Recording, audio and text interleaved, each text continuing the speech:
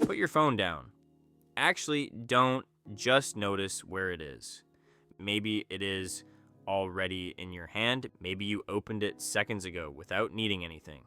Your thumb moved before you consciously decided to move it. No message, no emergency, no clear reason at all. You unlock it, look around, close it, then repeat.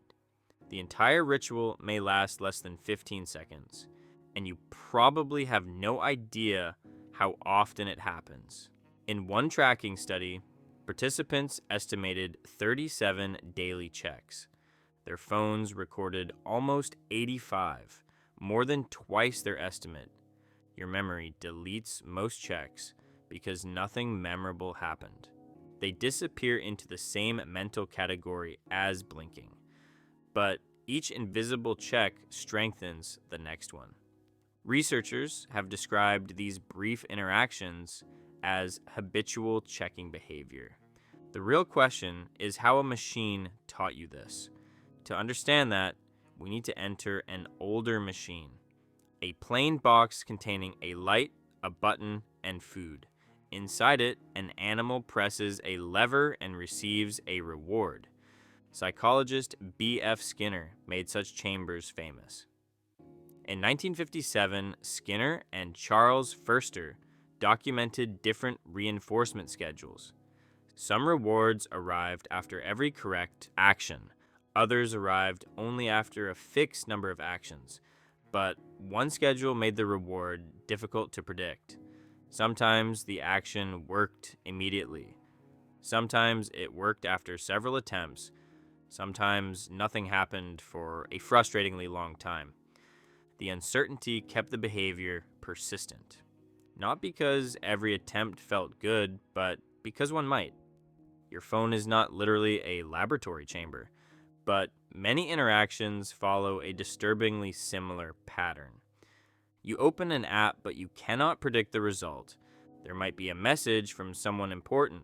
There might be praise, conflict, gossip, or nothing. You pull down, release, and wait for the screen. That small pause matters more than it appears. Your brain is not merely receiving rewards, it is constantly predicting when those rewards should arrive. When reality differs from prediction, the brain updates its model. Dopamine activity helps encode this difference, called reward prediction error. Dopamine is not simply a chemical version of pleasure. It is deeply involved in learning what deserves repetition. A guaranteed reward quickly becomes ordinary. An unexpected reward produces new information. That surprise teaches your brain, check again later. But this is still only the first layer. A habit needs more than a reward. It also needs a cue that starts the sequence. Your phone carries an entire arsenal of them. A vibration touches your leg, a red badge appears beside an app, a screen lights up across a dark room. Each cue creates a tiny unanswered question. Who contacted you? What happened? Did something change? The fastest way to remove uncertainty is checking, and every check teaches the cue to become stronger. Eventually, the external cue is no longer necessary. Boredom becomes a cue. A difficult sentence becomes a cue. Even a momentary pause becomes permission to escape. The phone begins answering questions nobody actually asked. You may think ignoring notifications protects your attention, but noticing them can already be enough. In 2015, Carrie Stothart and colleagues tested this directly. Participants performed a demanding task while phones delivered alerts. They were not required to answer or touch the devices, yet the notifications alone significantly disrupted their performance. The sound ended, but the question remained active. Part of the mind continued wondering what had arrived. The interruption lived longer than the vibration. Another experiment followed 221 students for 2 weeks. During 1 week, alerts remained active. During another, the phones were kept quieter. more interruptions were associated with greater reported inattention and restlessness. The researchers did not claim phones cause clinical ADHD. They showed that constant stimulation can imitate pieces of distraction, but alerts explain only why you begin. They do not explain why stopping becomes difficult. For that, look at what modern interfaces removed. A newspaper ends at the bottom of the page. A book ends at the final chapter. A television episode ends with credits. These endings create natural moments for conscious choice. Continue or do something else. An infinite feed removes that crossroads. The bottom retreats every time you approach it. Autoplay removes the decision to begin another video. Recommendations remove the need to search. Refreshing removes the need for anything genuinely new. The machine continuously manufactures another possible reward. You are no longer choosing each item individually. And the feed is not the same for everyone. It studies what makes you slow down. It records what you click and how long you remain. It notices what you share, like reject and replay. YouTube says its recommendations use clicks, watch time, surveys, and reactions. The system constantly adjusts as viewing habits change.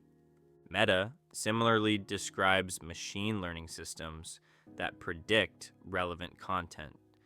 Those systems can evaluate engagement signals across billions of options, so every pause becomes a small training example. Every swipe teaches the machine what should appear next. It does not need to understand you like a friend. It only needs to predict your next measurable action. That prediction becomes more accurate through repetition. The more you use it, the better it learns you. But the darkest layer is not psychological, it is financial. Many platforms let you enter without paying money. That does not mean your presence has no economic value. Time creates opportunities to display advertisements. More sessions can create more opportunities. Longer sessions can create still more. In 2012, YouTube explicitly shifted recommendations toward increased watch time. The company said longer watching also created more revenue opportunities. The system has since added satisfaction and safety signals. But attention remains something platforms measure, optimize, and monetize. In the third quarter of 2025, YouTube advertising generated $10.3 billion. That does not prove every feature was designed maliciously. It reveals the direction of the pressure. Your goal may be to leave after 1 minute. The platform benefits when that minute quietly becomes 20. You and the interface are not always playing the same game, and the struggle may continue even after you stop scrolling. In 2017, Adrian Ward and colleagues tested phone proximity. Some phones remained on desks, others stayed in pockets, bags, or another room. The original experiments found better cognitive performance with phones farther away. The researchers called the proposed effect brain drain, but later studies did not always reproduce the result. One close replication found no significant location effect. Science is less dramatic than a perfect warning story. The precise cognitive cost remains debated. The interruption effect, however, is easier to demonstrate, and your own experience supplies another piece of evidence. You know how difficult returning to a task can feel. Attention does not always snap back when the screen locks. Part of you remains inside the unfinished loop. This is where people usually blame willpower. They imagine a stronger person would simply resist. But willpower is being asked to fight engineered repetition. A better strategy is changing what begins the loop. Remove alerts that do not require immediate action. Keep tempting apps away from the first screen. Place the phone beyond automatic reaching distance. Create a physical pause before the habitual action. Even a few added seconds can make the choice visible. The goal is not eliminating every enjoyable use. Heavy use and harmful use are not automatically identical. The goal is knowing when the decision belongs to you, and when it belongs to a loop trained through repetition. The moment you see the mechanism, it loses its invisibility. You are not failing against yourself. Someone else designed the other side.